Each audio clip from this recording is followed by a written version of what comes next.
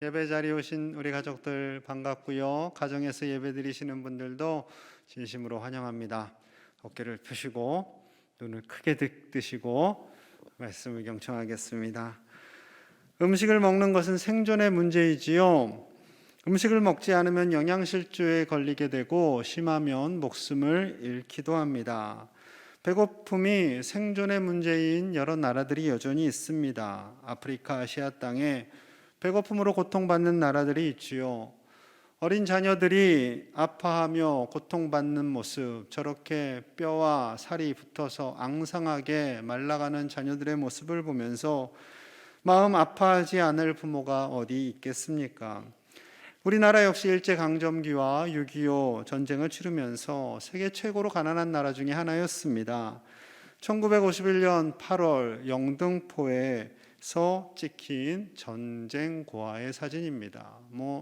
아프리카 아이와 다를 바가 별로 없는 모습이었지요.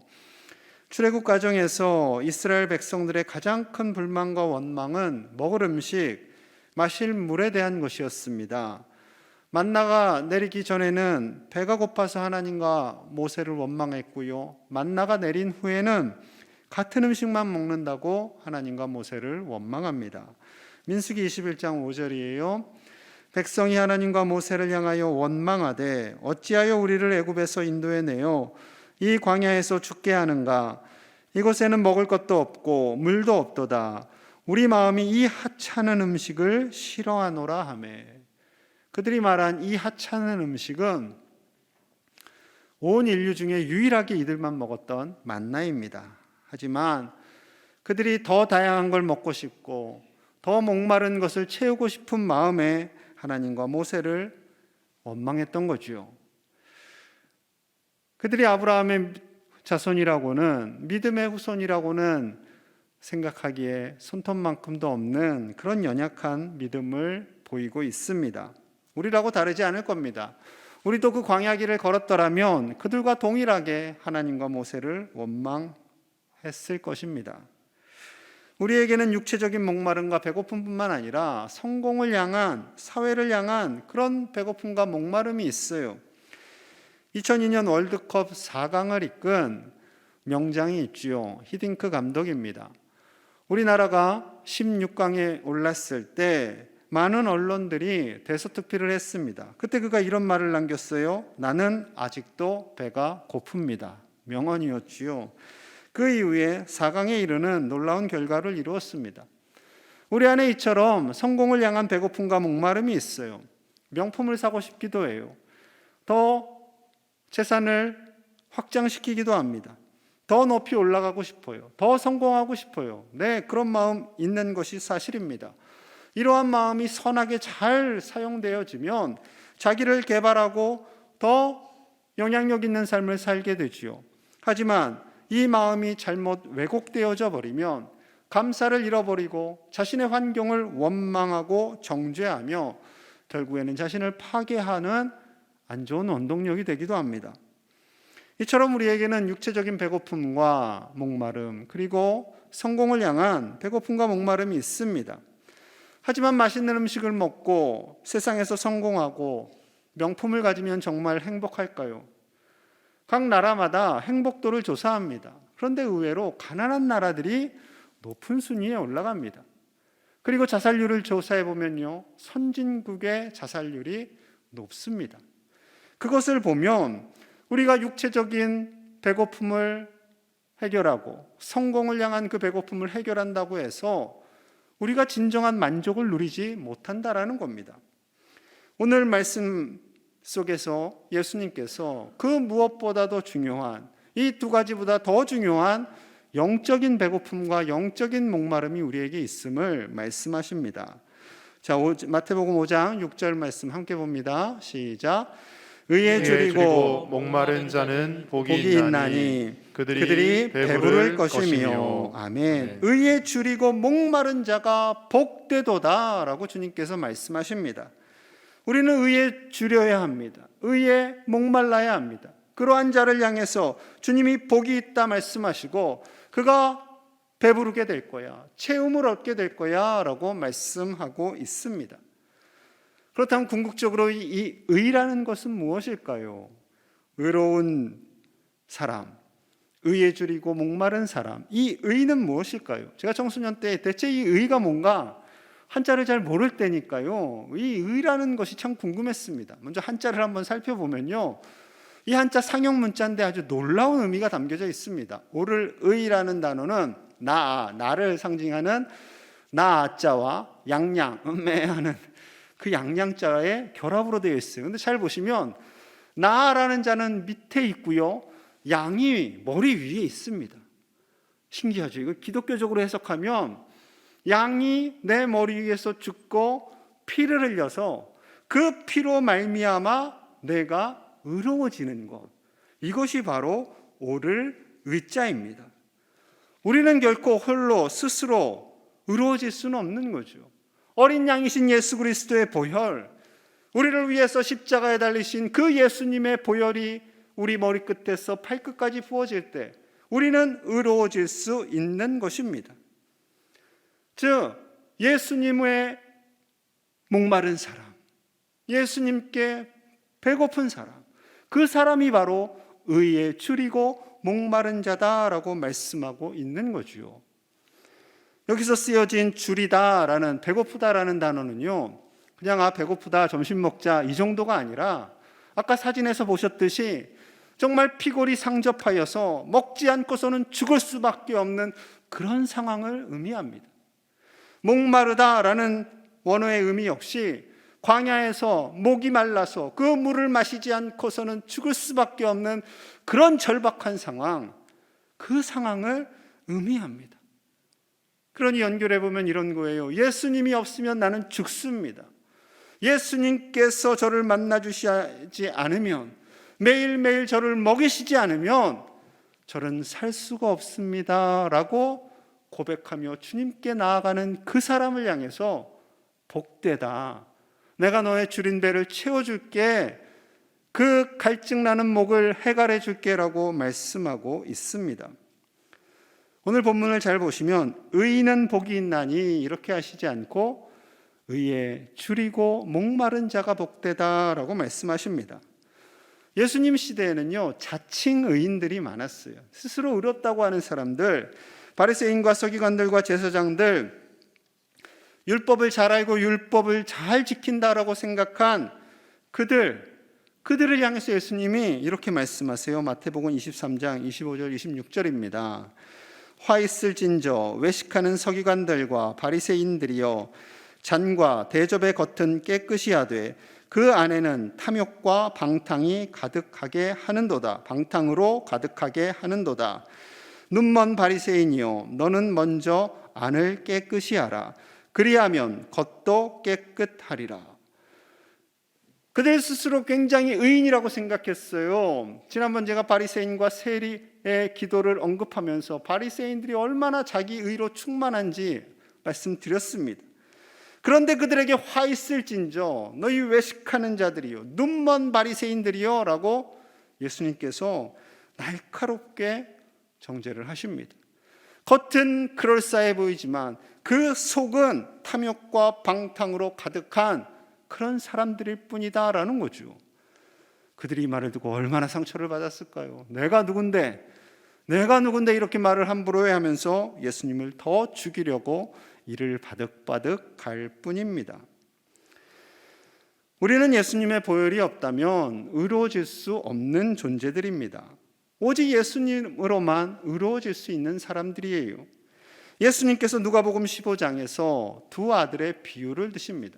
첫째 아들은 바리새인처럼 자기로 똘똘 뭉쳐있는 그런 아들입니다.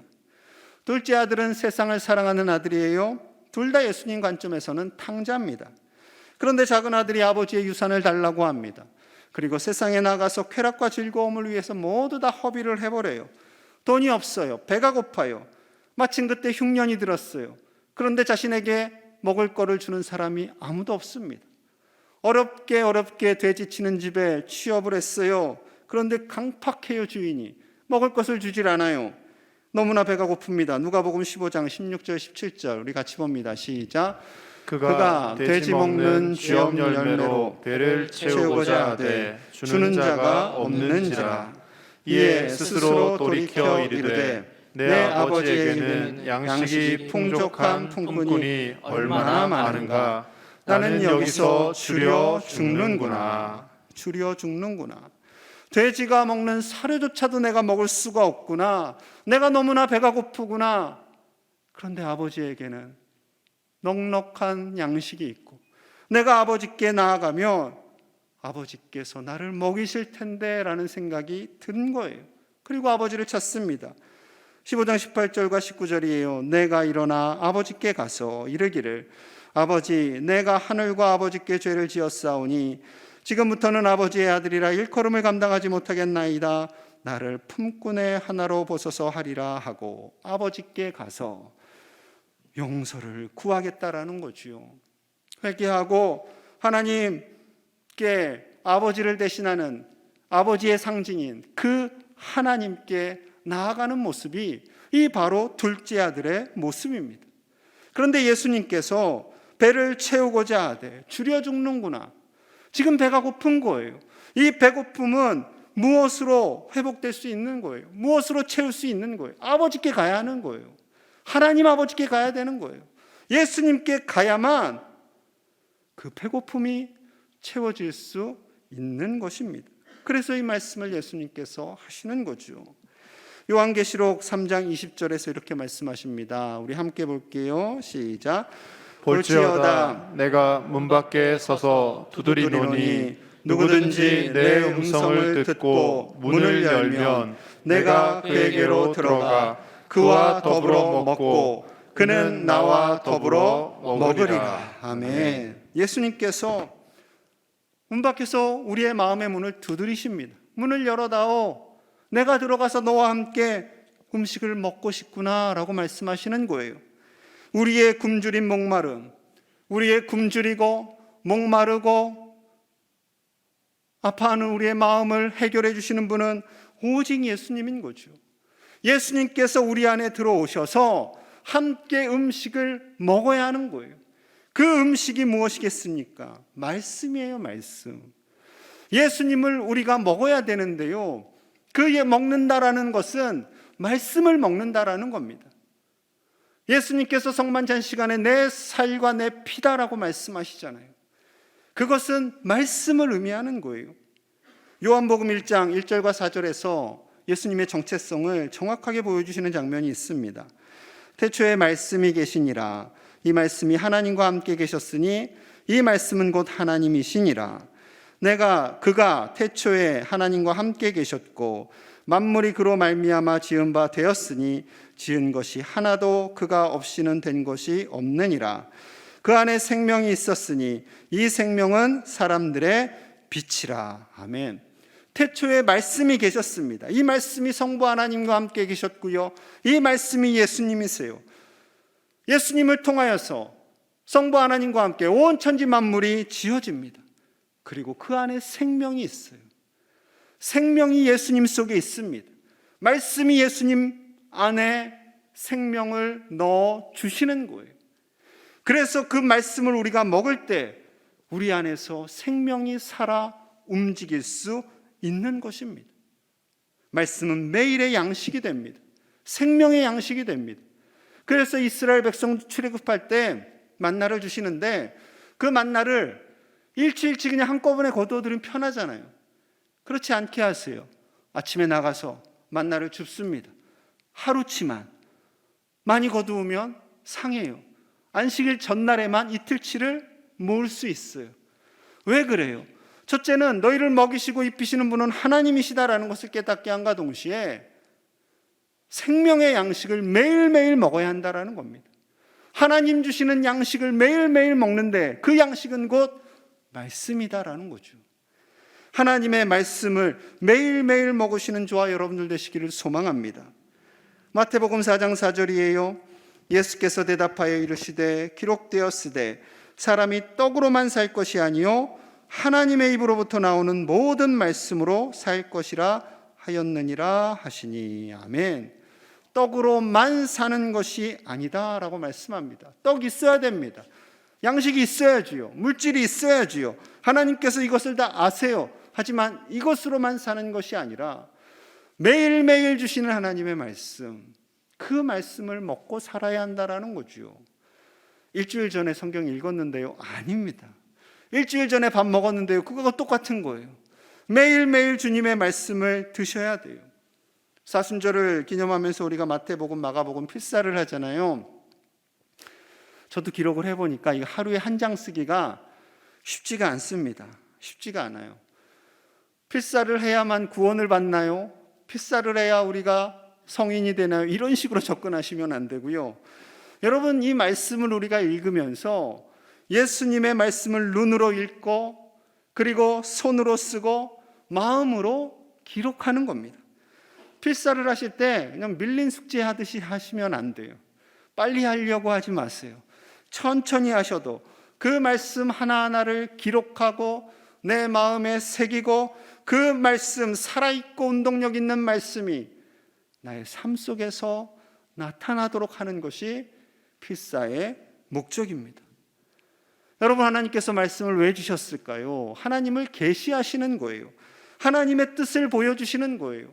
천지 만물을 어떻게 지으셨고 우리를 왜 지으셨는지, 우리가 어떻게 이 땅에서 살아가야 하는지, 왜 예수 그리스도가 우리에게 필요한지, 왜 예수님을 의지하며 우리가 살아가야 하는지, 그리고 하나님께서 우리를 얼마나 사랑하시는지를 보여주시는 말씀입니다. 이 말씀과 멀어지면 어떻게 될까요? 호세아서 4장 6절에 이렇게 기록합니다. 우리 함께 볼게요. 시작. 내 백성이 지식이 없으므로 망하는도다. 내가 지식을 버렸으니 나도 너를 버려 내 제사장이 되지 못하게 할 것이요, 내가 내 하나님의 율법을 잊었으니 나도 내 자녀들을 잊어버리리라. 아멘. 내 백성이 지식이 없으므로 망하는도다. 하나님을 아는 지식, 곧 말씀입니다. 하나님을 계시하시는 말씀이에요. 그 말씀이 너무나도 소중하기에 말씀을 버린 것은 하나님을 버린 겁니다. 그러하기 때문에 하나님께서 말씀을 버린 너희를 나 역시 버리겠다라고 말씀하시는 거죠. 여러분, 우리는 하나님의 말씀을 알아야 합니다. 알긴 아는데 바로 아셔야 돼요. 바로 아셔야 돼요. 바리새인들, 서기관들이 얼마나 말씀을 철저히 알았습니까? 그런데 조금 전에 예수님께서 그들을 사정없이 정죄하셨지요. 왜요? 그들이 말씀을 받기는 받았는데 그 말씀을 왜곡하는 거예요. 하나님의 뜻이 아닌 내 뜻에 맞춰서 그 말씀을 바꾸기 시작합니다. 여러분, 말씀의 진리를 따라 살아가야 하는데요, 그 말씀을 바로 알아야 돼요. 종교개혁을 일으킨 루터와 칼빈, 말씀을 바로 알기 위해서 애를 씁니다. 그런데 가톨릭 교회가 보니까 그 말씀에서 벗어나고 있는 거예요. 그래서 말씀 안에 다시 교회가 세워지기 위해 목숨을 걸고 종교개혁을 했던 것이지요. 우리나라에서 순교하신 위대한 목사님들이 계십니다. 손양원 목사님, 주기철 목사님 같은 분들이세요. 그리고 순교하지 않으셨지만 평생 한국교회를 위해서 온몸을 바치신 목사님들이 계십니다. 그 중에 한 분이 한경직 목사님이세요. 영락교회 원로 목사님이시지요. 목사님의 중심에는 오직 예수님이 계셨습니다. 영락교회의 거대함을 자랑하지 않았고요, 가난하고 아파하는 자들을 위로하고 오직 말씀을 전하는 성직자의 삶을 사셨습니다. 1992년 종교교회의 템플던상이라고 하는 것이 있습니다. 노벨상이라고도 해요. 종교계의 노벨상이라고도 하는 템플턴상을 받는데, 그때 이제 소감을 발표하실 것 아니겠습니까? 근데 기대하지 않은 소감을 발표하세요. 저는 신사참배를 한 죄인입니다. 아무도 상상하지 못한 소감을 하시는 겁니다. 저는 죄인입니다. 저는 이 상을 받을 자격이 없습니다.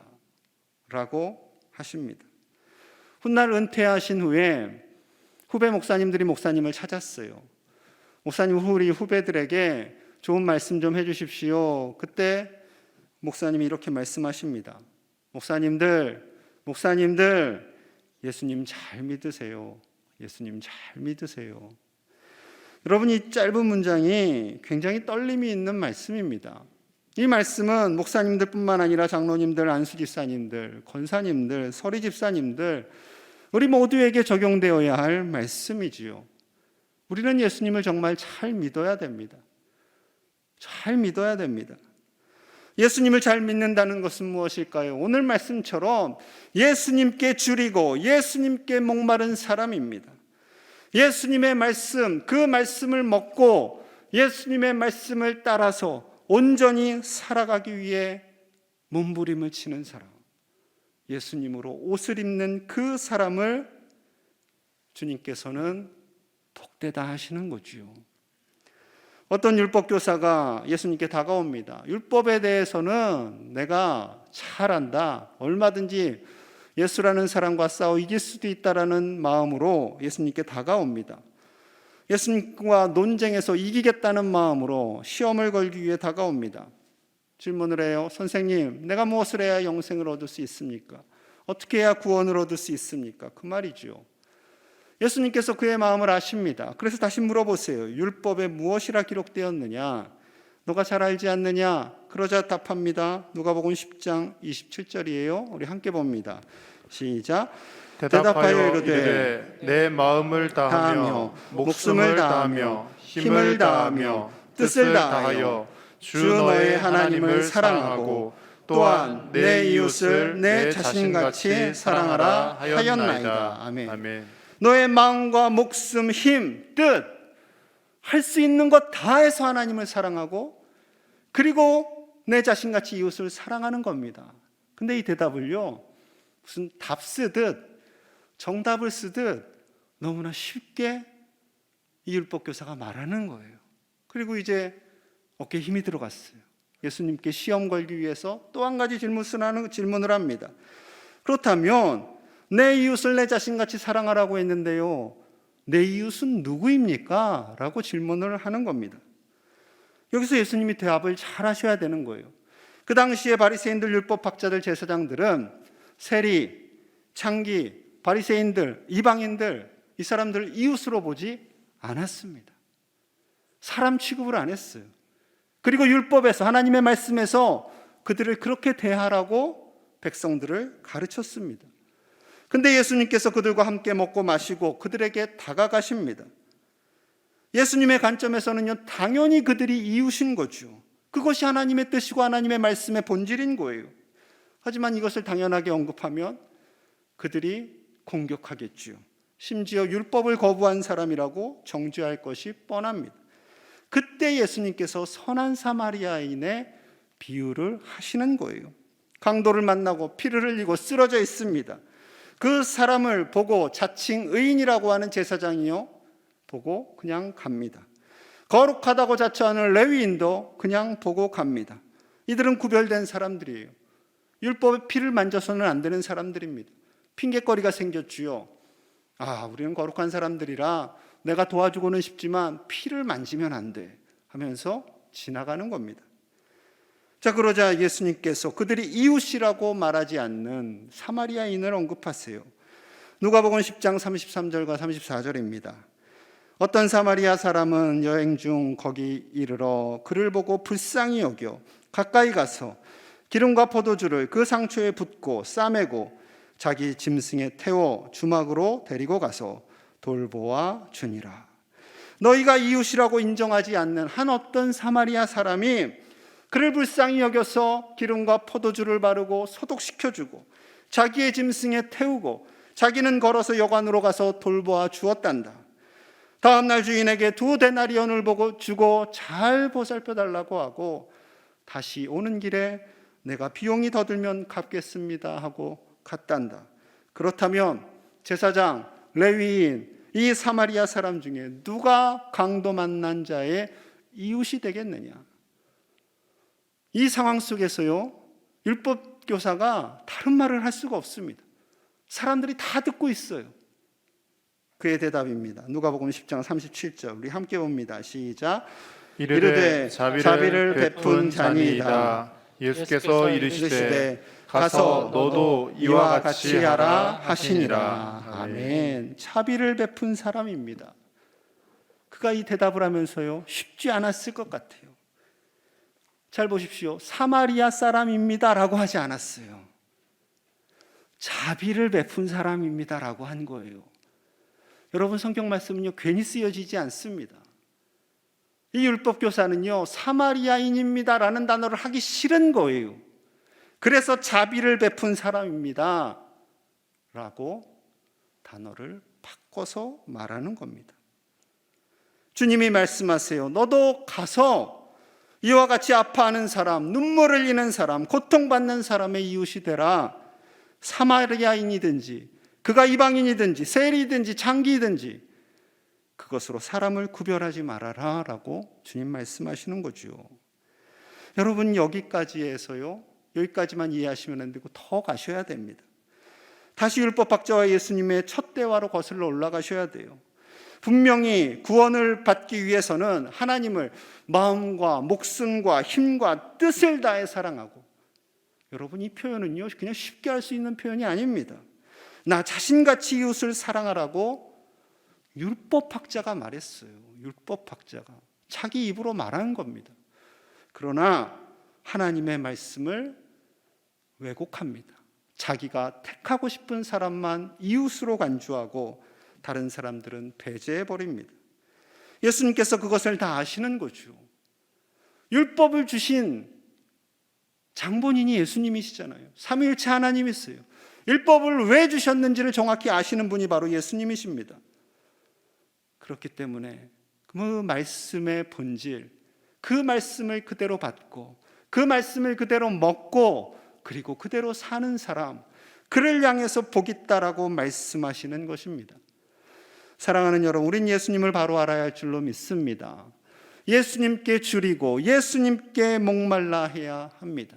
그것은 바로 주님 주신 말씀, 우리가 써내려가는 말씀, 우리가 읽고 있는 그 말씀을 가슴에 새기시고 그 말씀을 우리의 삶 속으로 드러내는 복 있는 사람이 되시기를 간절히 소망합니다. 그의 배를 배부르게 해주시고 육체적인 배부름뿐만 아니라 영적인 구원의 배부름을 우리에게 허락하여 주실 줄로 믿습니다. 그 주님을 의지하며 살아가시는 이 사순절 기간이 되시기를 간절히 축복합니다. 우리 함께 기도하겠습니다. 사순절을 지내며 우리가 예수님을 더 바라보기를 원합니다. 예수님으로 배고프고 예수님으로 목마른 우리가 되게 하여 주시옵소서. 예수님의 말씀, 그 진리의 말씀을 알고 가슴에 새기고 그 말씀을 따라 사는 예수님으로 옷을 입는 우리가 되게 하여 주시옵소서. 이 시간 말씀을 생각하며 함께 간절히 기도합니다. 하나님 감사합니다. 아버지 하나님 기억 우리에게 사순절을 주심을 감사합니다. 주님 앞에 우리를 이 부르시니 사순절 감사합니다. 기간에 하나님 우리가 아버지, 주님을 더 알기 의에 줄이고 원합니다. 목마른 자가 되기를 주님의 마음을 원합니다. 알기 원합니다. 예수님께 줄이고 주님의 예수님을 말씀을 더 갈급해하며 알기 살아가는 우리가 원합니다. 되기를 원합니다. 그 말씀을 하나님 따라 사는 아버지, 우리가 되게 세상에 하여 썩어질 주시옵소서. 육의 양식만을 채우며 사는 지식으로 것이 알지 아니라 않게 하여 영의 주시옵소서. 양식을 채우며 살게 하여 마음으로 깨닫게 주시고 하시고 말씀이 육신이 되어 우리의 이 삶 땅 가운데 속으로 드러내는 거하시며 말씀을 우리에게 하여 오셔서 주시옵소서. 우리를 구원하신 그 예수 하나님, 그리스도 우리를 그분의 불쌍히 말씀에 귀 여겨주시옵소서. 기울이며 사순절 이 기간 우리를 동안 하나님의 불쌍히 말씀을 적어가는 여겨주시옵소서. 가운데 살아계신 우리를 하나님의 불쌍히 말씀을 여겨주시고 듣는 하나님의 우리가 되게 하여 주시옵소서. 하나님 성령의 아버지, 능력으로 세상에서 우리를 성공하고 싶고 여러 가지 많은 것들을 누리고 예수님께 목마르며 예수님께 예수님을 배고프게 알아가려 하게 하여 하게 주시옵소서. 하시고 예수님께 그 가까이 진리의 나아가는 우리의 말씀을 삶이 되게 하여 깨닫고 주시고 참된 생명과 구원을 주시는 우리 주 예수님의 목말라하며 갈급해하는 우리의 심령들 되게 하여 우리의 주님배가 주시옵소서. 체험받기를 하나님 아버지, 우리 주 예수님이 계시지 않으면 우리의 인생이 아무것도 아님을 고백합니다. 우리 주 우리의 예수님께서 갈증이 우리를 해결하기를 원합니다. 구원하시고 우리의 모든 것이 되어 불쌍히 주셔서 여겨주시고 주님 바라보며 주님 주님을 우리에게 사모하며 복을 허락하여 나아가는 주시옵소서. 우리가 되게 하여 복을 허락하여 주시옵소서. 주시옵소서. 사순절 기간 우리를 위하여 하나님께서 고통당하신 우리를 예수님의 붙잡아 십자가와 그 주시고 고난을 우리를 더 다스려 묵상하며 그 크신 주님으로 사랑을 더 깨달아 말미암아 알게 하여 참된 주셔서 기쁨을, 우리가 늘 참된 복을 누리며 감사하고 살아가는 어떠한 죄 환경에서도 백성들이 주님 다 바라보며 되게 하여 감사하며 기뻐하며 나갈 수 있도록 주시옵소서. 주여 인도하여 주시옵소서. 불쌍히 여겨주시옵소서. 하나님께서 하나님 감사합니다. 사순절 첫째 주일을 주님 앞에 드리게 하심을 감사합니다. 우리가 예수님을 더 바라보게 하여 주시옵소서. 말씀이신 예수님으로 우리의 줄인 배가 채워지게 하시고 그 말씀으로 인해 우리의 갈증이 해갈되게 하여 주시옵소서. 그 말씀이 우리의 삶이 되게 하시고 그 말씀을 따라 살아감으로 복되다 말씀하시는 주님의 칭찬과 격려와 위로를 받고 우리의 주린 배가 채움을 얻고 참된 기쁨을 누리며 살아가게 하여 주시옵소서. 예수님 이름 받들어 간절히 기도하옵나이다. 아멘.